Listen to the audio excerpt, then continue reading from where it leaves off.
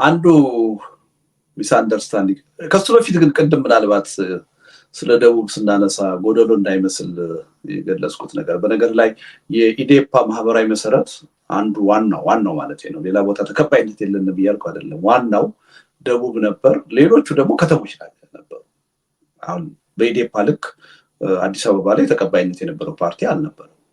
በቅንጅት ምርጫ ወቅትም አብዛኛውን ማጆሪቲውን ያሸነፍነው አዲስ አበባ እኛ ነን። ኢዴፓ ነው ያሸነፈው እና ከተማም ለኢዴፓ አይነት ፓርቲ ለኢዴፓ አይነት አመለካከት ላይ ያዙ ፓርቲዎች ዋና ማህበራዊ መሰረት ነው።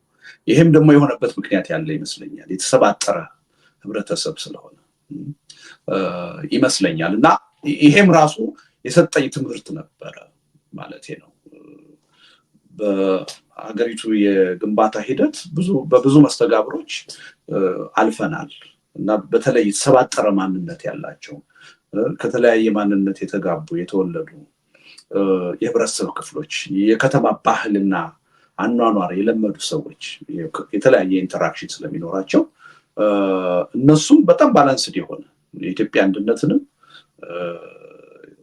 ሌሎች የልዩነት መብቶችንም የቡድን መብቶችንም በማክበር ረገድ ሚዛናዊ የሆነ አስተሳሰብ ከተሞችም ላይ እንዳለ ነው የተረዳሁት እና ለዛም ይመስለኛል እንደ ደቡብ ሁሉ ብዙ ከተሞች ላይ የማህበራዊ ተቀባይነት የነበረን እንዳው ትንሽ የጎደለ መስሎ ስለታየኝ ነው። ወደ ጥያቄ ስመጣ አንዱ ቴዲ በጣም ሚስ አንደርስታንዲንግ ያየሁት እዚህ ላይ ነበር። አሁን ያልከው ነገር ላይ ብዙ ሰዎች የሽግግር መንግስት በቀላሉ ተፈጻሚ መሆን ይችላል ብዬ እንዳሰብኩ አድርገው ነው ትችት ሲያቀርቡ የነበረው።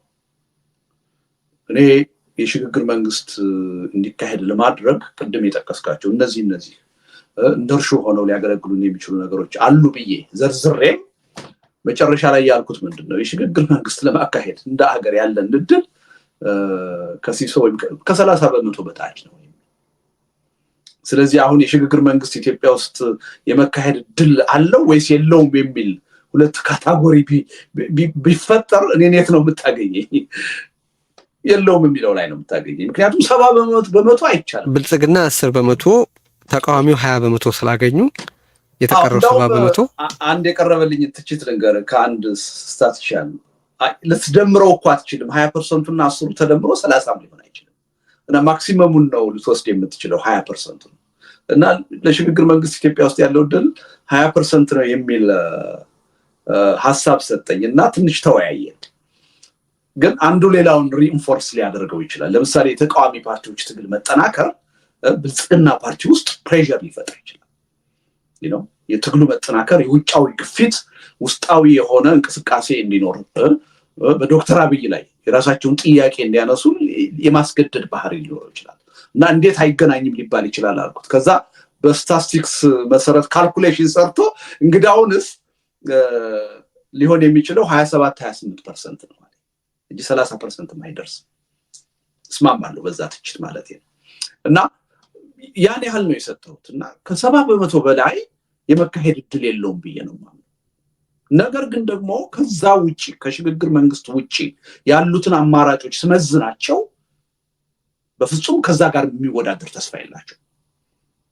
አንድ 3 ነገሮች ናቸው አሁን ከሽግግር ውጪ ሪከመንድ እየተደረጉ ያሉት ወይም የሽግግር መንግስት አይሰራም የሚሉ ሰዎች የሚያቀርቧቸው መከራከሪያ ነጥቦች 3 ናቸው። ለምሳሌ ቴዲ አንዱ ምንድነው አሁን በነ ፕሮፌሰር መስፍን የተቋቋመው የምክክር ኮሚሽን ያሻግረናል የሚል ያለው መንግስት ባለበት ሆኖ እኔ ይሄን በምንም ተአምር አልሰጠውም። ምንም እድል አይሻግረም። አንዱ አማራጭ ነው። ሁለተኛው ምንድነው የሚለው ይሄ በህዝብ የተመረጠ መንግስት ነው፣ አዲስ የሽግግር መንግስት ማቋቋም አያስፈልገንም፣ ስለዚህ የሚቀጥለውን 2 ዓመት እንጠብቅ፣ ምርጫ ሲመጣ በምርጫ ገብተን ታግለን መለወጥ አለበት እንጂ የሽግግር መንግስት አያስፈልግም የሚል እኔ ይሄ ምንም እድል አልሰጠውም።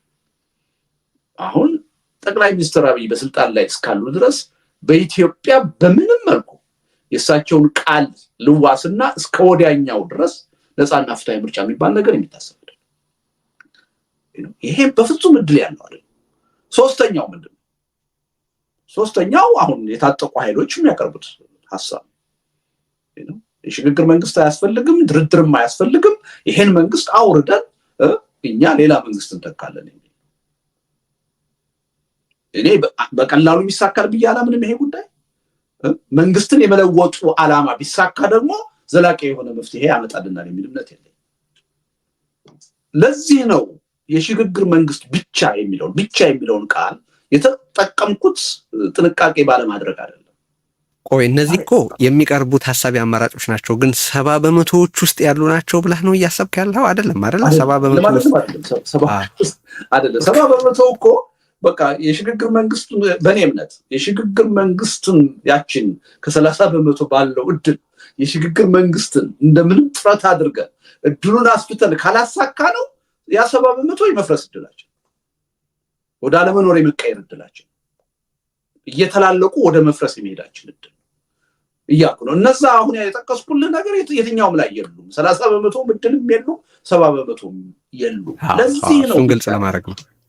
ብቻ አሁን አንዳንድ ሰዎች እንዴት ብቻ ትላለህ ይሉኛል። ብቻ ያልኩት አምኜበት ነው፣ ተሳስቼ አይደለም። ምክንያቱም ከዛ በተለየ የሚቀርቡትኝ መከራከሪያ ነጥቦች አላሳመኑም ይሆናሉ የሚልም እምነት የለኝም። የሽግግር መንግስት ግን 27% 28% ቢሆን 30% ቢሆን ያልኩበትን ምክንያት በተወሰነ ደረጃ ማብራራት መከራከር እችላለሁ ብዬ ስላመንኩ ነው። ጠቅላይ ሚኒስትሩ ከዜሮ በታች ነው የሰጠኋቸው። ስለዚህ እሱ ላይ ሊኖር የሚችለው ክርክር የለም። በዚህ ምክንያት የሰጣቸው ዜሮ ትክክል አይደለም፣ በሳቸው አመራር የሽግግር መንግስት ሊቋቋም ይችላል የሚል ሰው ሊከራከር ከቻለ ከሳቸው በላይ አዋቂ ሆኖ ማለት ነው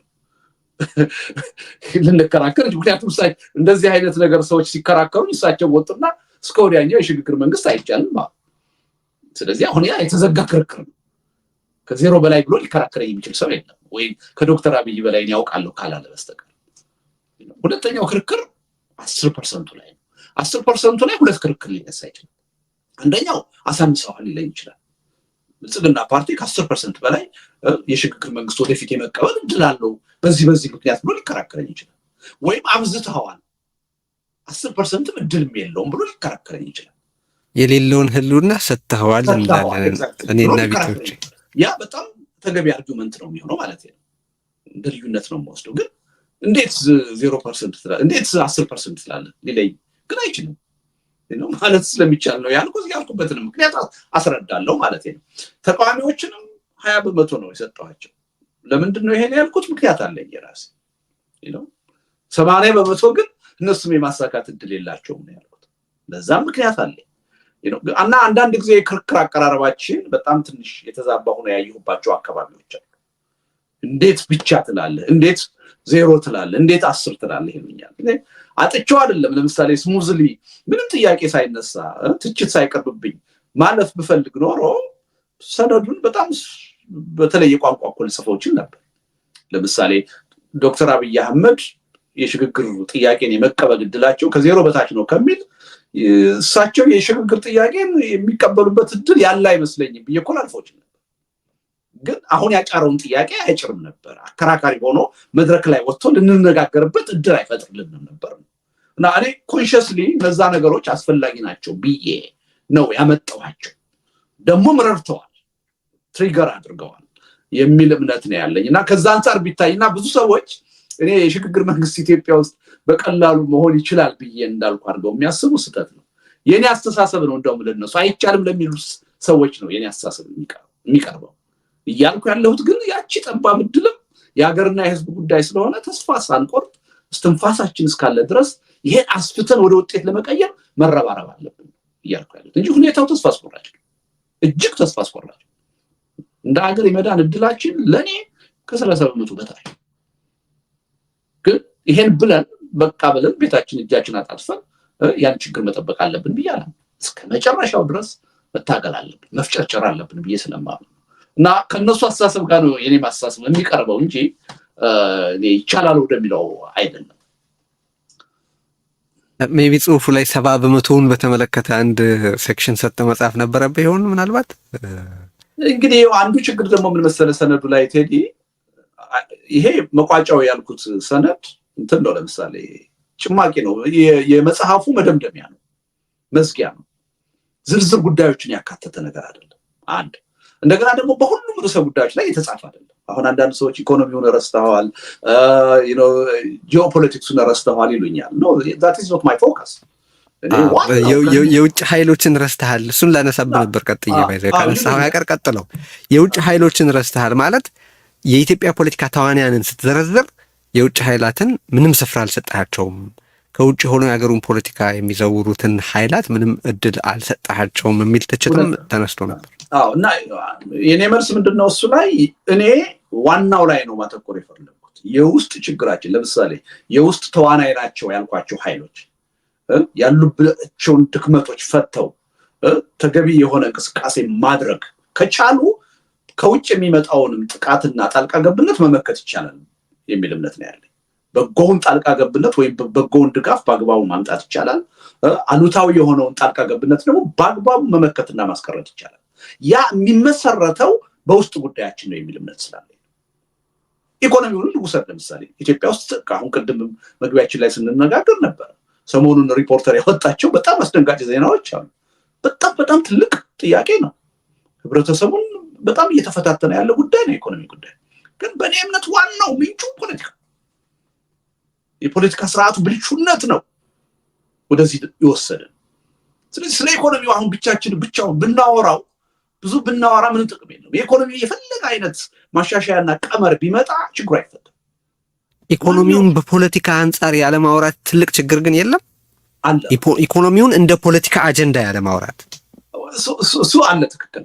ግን ለኔ እንደውም አንዱ ስጋት የምን መሰለህ፣ እንደዚህ አይነት ከዋናው ችግር ራቅ ያሉ ነገሮችን በሁለተኛ በሶስተኛ ደረጃ ሊታዩ የሚገባቸውን ጉዳዮች ላይ የበለጠ ትኩረት አድርገን ስንነጋገር የራሱ የሆነ አሉታዊ ጉዳት አለ የሚል እምነት አለ። ዋናው የችግሩ ምንጭ ላይ ነው መረባረብ ያለብን እንጂ አሁን ማንም ኢኮኖሚስት ተነጋግሮ የኢትዮጵያን ኢኮኖሚ ችግር ሊፈታው